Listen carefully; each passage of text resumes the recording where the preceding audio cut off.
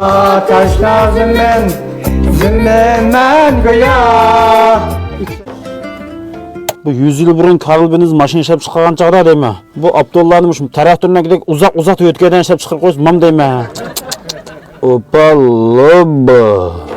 Seherdeki kuyaşan üzer. Yormaydı nurun ses könle. Bu ketmençe piyini ki kağında miye birisi. Abdullah Adri'nin naksiyet adam değil mi?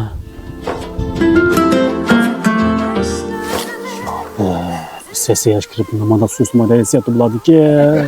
İçilmeydi sensiz hiç gülüm.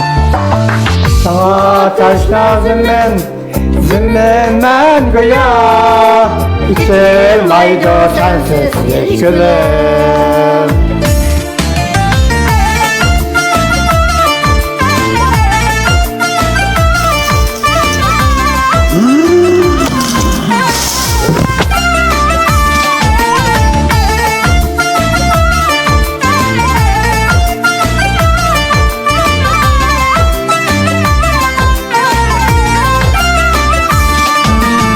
Vücudumda bekit tüğüsü. Sana küyüp ötkünüm ütken.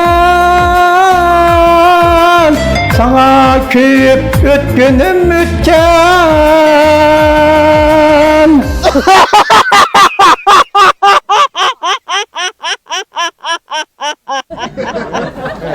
Sattırak bu. Tanışkaç tümür hotulla degende bu 360 gün bu etizli ketmen çapma şoluma işemde. Benim keyfiyetim uçurdu bu bak. Benim keyfiyatımız uçurdu bu kigiz var. O işte. Ya bu dikkan zorhan degende bu mabetliş bu 12. geliş tayini gömme toğun çükep misin sattırak ha? Mabetlikin, nimelikin bilen şeysen. Ha? Sesi yaştı özle billah. Biz uqmaymayız. Sen muhabbetliki, nimeligini bilsen, addin keşkise maşımı hepiniz yürümeysen. Ha, maganlık koy. Düşünmedi. Otse. Mabetli şunemde bu şum. Olaklan düşenmeydi ha. Ulan şu apsı, isil maşın bosa, Olma 16 tılpın busula. Buludu bu yaşlarla. birinin putuş kumar, Birinin üşücü kumar. Yüşücü oynaymayın bana bargayla. tangat kıça tözbeysin, payvesalımızda okumayısına koşuna. Vancı royandı adamla. Ha. Sen şu kara, bakara, seni kadar işimde, tangat kıça visdi oynaysın da. İsit yaşlık, isit yaşlık. Sana ben yaşlık. Hey!